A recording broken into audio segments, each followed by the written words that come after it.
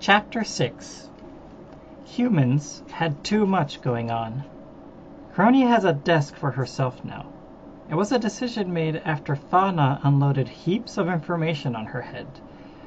Now, for research and to keep a method of an organization she didn't previously have, she was putting it all in the confines of her desk. Humans had a medical history. They have records. They have criminal records. And they have educational records. Crony's head is spinning as she holds all this in her hand. Amelia was laying on her bed. Fully recovered and full of energy, the little terror was entertaining herself by zipping around on her watch. She spends a few minutes twisting at the knobs and then lets it go, bouncing around the room in electric tornadoes before landing back on the bed with a giggle. It's horribly distracting, but Crony can't muffle the small part of her that's impressed by how dexterous the child has become at time travel. It was becoming second nature for her. "Amelia," Crony says stiltedly, "have you done any crime?" "Crime?" Amelia parrots. She squints at Crony. "I'm not doing anything bad." "Right now, you're being annoying." Amelia's expression shudders. Crony doesn't like that. She likes when Amelia giggles or plays it off like that's nothing. Does she? What is she even trying to accomplish here? But when Amelia rolls over so her back is facing Crony, the Time Warden feels an unexpected bead of guilt. It makes her squirm in her chair. "You've, Crony mumbles, "you've gotten really good at using that watch." Amelia peeks over her shoulder. There's a wariness in her eye that Crony doesn't know how to fix. Slowly, Amelia says, "Will you teach me about it?" "The watch?" "Yeah." Crony purses her lips. She couldn't say she was busy. They both knew she was horrendously lazy. It sounds exhausting to teach at all. She was hoping the brat would be satisfied just being able to jump around time like a hyperactive rabbit. "Sure," Crony says. Amelia perks up. Her eyes are widening. "Wait, really?" "Don't make me regret it," Amelia warns, wary of the way Amelia is practically sparkling. "If you behave, I'll teach you a trick or two." "I haven't done anything wrong ever," Amelia explains. She's scrambling to sit properly on the bed. Crony watches her in amusement as she almost pitches off and faceplants onto the floor. "I've been good this whole time." "Uh-huh," Crony drawls. Amelia nods quickly. "Yeah, no crime. I would never be a criminal. I'm gonna be the the universe's greatest detective. That's what." She abruptly loses steam, all her excitement fizzling down to nothing. Her smile dims down to a shadow as she says, never mind." Crony blinks. That wasn't nothing. That also looks like an emotional minefield. Crony wasn't going to approach that. She was already juggling her conflicting emotions. "Well," Crony says. She's gathering the documents in front of her with a frown.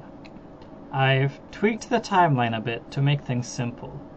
You're enrolled in high school, I think?" Crony squints at the papers. "Is that what junior high means?" Amelia stares at her. Her eyes are wide as she echoes, "High school?" "What?" Crony glares at her. She doesn't like the itchy feeling on her neck that she's messed up. "Is that wrong?" The gleeful grin she's getting isn't reassuring her. "Nope, that's right. I was in high school." Crony huffs. "Well, whatever. School is school." "You can time travel to get to school. I'm not going to drop you off. I have the address right here." She plucks a piece of paper between her fingers. She startles as a zip of electricity passes over the room. Amelia is clinging to the side of the desk and grabbing the paper. She's jumping with excitement. "Sheesh," Crony mutters. I've never seen a kid happy to go to school. Amelia laughs, a maniacal quality to it, as she scampers around the desk. She's looking over the documents as best as she can, but she has to stand on her tiptoes to even see over the edge. Crony has an ounce of an understanding of why Fauna doted on her so much. She'll admit, not out loud, that Amelia looked adorable. "Is there an address?" Amelia asks. "I only know my—" And again her energy sours, her mood dips, and she's frowning as she mutters, my street." "Well, you can just—" Crony fumbles with her words. She'd have to describe where the high school is from Amelia's previous location. She doesn't even know if she could do that. Crony groans, leaning back in her chair and rubbing her temples. God damn it. "What?" Amelia asks. "I'll drop you off on your first day," Crony grumbles. She points at Amelia warningly. "But only the first day. If you don't get it right the first day, that's on you." Amelia salutes.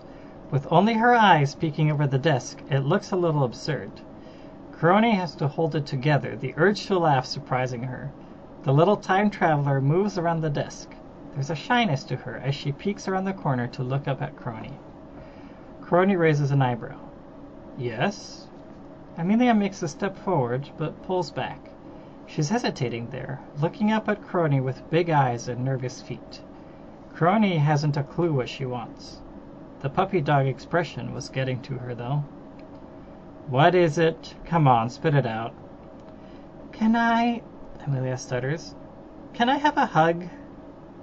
Crony reels. She grips the desk to stop herself from falling out of her chair. Amelia flinches, hiding more behind the desk. Crony couldn't get a read on her behavior in the slightest. "What?" Crony sputters. "Why?" Amelia doesn't say anything. She's still hiding, a single blue eye peeking out at Crony. She's expecting something from Crony. Crony doesn't want any more Crony doesn't want any more physical contact than what she already has to deal with. She speaks before she thinks. "You're a big kid, aren't you?" Crony says stiffly. "Big kids don't need hugs." Amelia murmurs, "Sorry." Crony grimaces and swiftly turns her attention back to the papers in front of her. "Don't be sorry. Give me a minute to sort this out and we'll grab your things." "My things?" "From your house," Crony says. She doesn't look at Amelia. The utter silence from the child makes her brow furrow. Enough. Stop worrying about every little thing. This is exhausting. "Oh." Amelia's voice is small and tremulous. "Cool." When they land on the street, Amelia doesn't move. Crony eyes the apartment building before her. It's 3 stories tall, with the bottom floor looking more like a shop center than actual units. Crony flicks her fingers and lets time freeze. She doesn't want any tenants asking questions, especially with the timeline mending itself over as it is. She can feel the scar here. She glances down at Amelia. The child is frozen, her gaze trained sharply on the apartment doorway. She looks ready to bolt at any moment. Crony clears her throat. The blonde rigidly glances up at her. "Lead the way," Crony says awkwardly. Amelia looks sick. She's not moving, which makes Crony feel like she missed something. She glances around the street. It's evening. It's not exactly dark out. The sun is setting, and there are people milling about. Everything is quiet as the world holds its breath. "Amelia?" Crony asks. The child startles. "Okay." Crony watches her march up to the doorway. Every movement looks mechanical as she punches in the number for her door and pushes against it. Crony follows, taking in the stairway as they ascend to the 2nd floor. Their footsteps echo loudly. Crony has to measure hers when she strays too far ahead. While she can easily take 2 at a time, Amelia is scrambling to hop up each one. She's gripping the handrail for support as she does. Crony fights the wild urge to reach down and pick her up. Stop that. Amelia pauses before a door. She's looking at it like it's a bomb. Crony ventures, "Is this it?" She gets one jerky nod in response. Crony exhales and tries the doorknob. It opens without a problem. It's a small relief. She doesn't know how to timeline has mended itself yet, and it'd be annoying if things were locked. She pauses. As the door swings open, a layer of dust flies up from the floor. She waves it away, her brow furrowing at the darkness inside. She nearly jumps out of her skin when she feels Amelia's hand on her leg. The child is hiding behind her, her gaze unblinking as she stares into the apartment. Crony reaches around the door and flicks on the light. It's empty, she realizes. With the lights on, there's not a scrap of furniture to be had. The living room is bare, and taking a peek into the kitchen reveals nothing homely there. It's bare of any residence. "What?" Amelia's voice trembles. "Where'd everything go?" "Time fixes itself when things go awry," Crony murmurs. "The anomaly must have removed something here that the timeline deemed all of this useless." Amelia's hand falls away from her. Crony glances down. She feels her stomach sink to her toes. The time traveler is looking out over the apartment with despair. Her eyes are welling up with tears. Frantically, Crony crouches down beside her. "Hey! Hey!" Crony's hand flutters in the air, unsure what she should do, alarmed as Amelia wipes her sleeves over her eyes.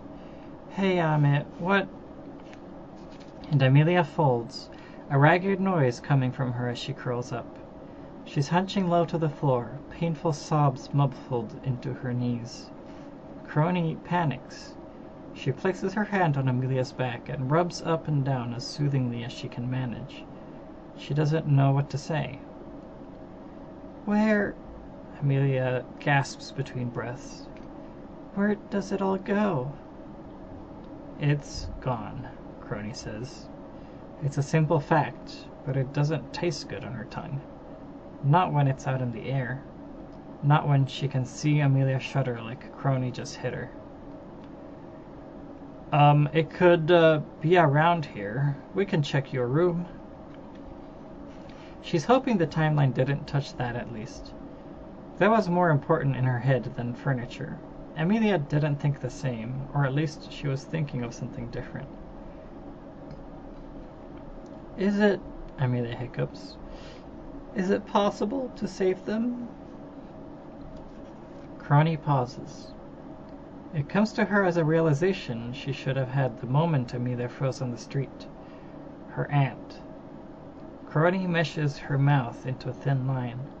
Familiar bonds were out of her touch. She doesn't understand a shred of that emotion. Crony says slowly, carefully, "It's not possible. This is what anomalies do." "Why?" Amelia whines. "I don't understand." "It's beyond human comprehension," Crony says. She doesn't think Amelia likes that answer. Amelia's wiping at her nose, sniffling as she stumbles to her feet. Crony hovers as she gathers her bearings. "It's not your job either." "Whose job is it?" Amelia mutters. Crony looks away. "Let's look at your room." Thankfully, it's all intact. She opens the door and feels a surge of relief as she recognizes a child's bedroom. There's glow-in-the-dark stars in the ceiling. A nightlight has been left on in the corner. The closet is ajar and Crony could almost weep with joy, filled with an assorted amount of clothes. The bed is small, which makes Crony frown.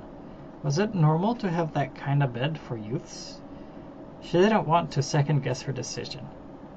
There were planets and galaxies printed over the blanket. The pillowcases had comets on them. By the window, there was a telescope. Crony touches it briefly as she walks by. It disappears into her domain. She repeats this process with other items she finds. The blankets, the clothes, a couple of textbooks, a backpack, and... What's this? Crony holds up a magnifying glass with amusement. It's in the shape of a dinosaur. Amelia doesn't answer. Crony looks over at her. The time traveler is staring vacantly at her room from the doorway. She hadn't moved an inch. I can't tell what's going through your head, Crony worries her lip between her teeth. Gods, this is way too difficult. She crouches beside her.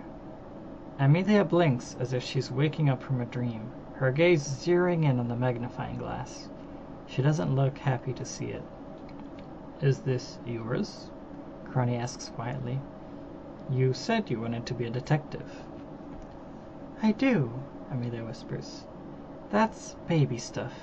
I'm a big kid now. I don't need it. Crony frowns. Are you sure? Amelia looks away. Can we go home? I don't want to be here anymore. Home, Crony flounders, caught off guard by the abrupt shift in conversation. She feels like she missed something again. The moment she gets back, she decides she's going to get Fauna's help. She doesn't want to open her domain to nature. No, that's out of the question, and visiting her is a pain, but Fauna may be better at this than her. We can go home, Crony says softly. Got everything you need? Amelia looks over the room exhaustedly. Her shoulders are slumping as she does. With hesitant steps, she's walking over to the nightlight and plucking it from the wall.